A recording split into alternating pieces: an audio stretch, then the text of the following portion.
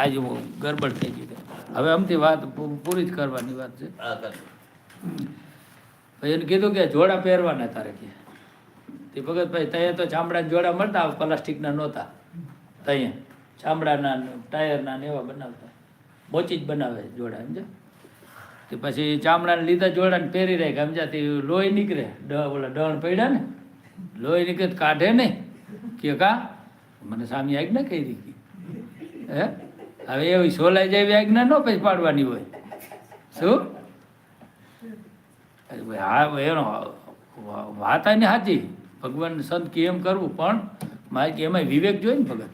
હા પછી હું હોય ત્યાં કાઢી નાખવા જોઈએ ને, લોહી નીકળે કાઢી નાખવા જોઈએ ને, પછી પહેરી જ ન રાખવાના હોય. એટલે મારે કે આજ્ઞા પાડવી, પણ એમાંય આપણે ભગવાન અને ભગવાનના ભક્તો રાજી હોય. મારે કે એવી આજ્ઞા પાડી અને ભગવાનની ભક્તિ કરી, અને મહારાજ કે ભગવાન અને સંતને રાજી કરી અને ભગવાનને આપણે ધામમાં જવું છે. મહારાજ કે આવી રીતે કાયમ ભગવાનની સેવા ભક્તિ કરી રાખે. હા તો ભગવાન આપણે રાજી થકા ભગવાન પોતાના ધામમાં તેડી જાય, અને અહીંયા આપણી નજર રાખે ભગત. શું ભગવાનની આજ્ઞામાં તમે રહ્યો ને એટલે અહીંયા તમારી નજર રાખે ભગવાન. કાંઈ તમને દુઃખ કાંઈ આવવા ન દે. શું એટલે મારે કે આવી રીતે ભગવાન ભૈજા રાખવા.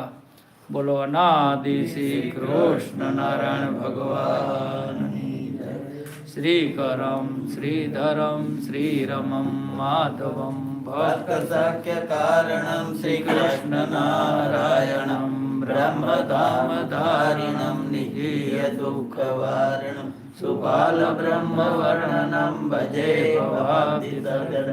અનાદિ શ્રી કૃષ્ણ નારાયણ ભગવાનની પ્રગટ ભગવાન શ્રી કૃષ્ણ વલ્લભાચાર્યજી મહારાજની, શ્રી શ્વેતાયન વ્યાસ અવતારી મહાપ્રભુની, શ્રી કબરા ગોપાળની જય, શ્રી બાલકૃષ્ણ મહારાજની જય, શ્રી લાલજી મહારાજની જય, શ્રી હરિ ભગવાનની જય, શ્રી હરિ શરણાગતિ મંડળની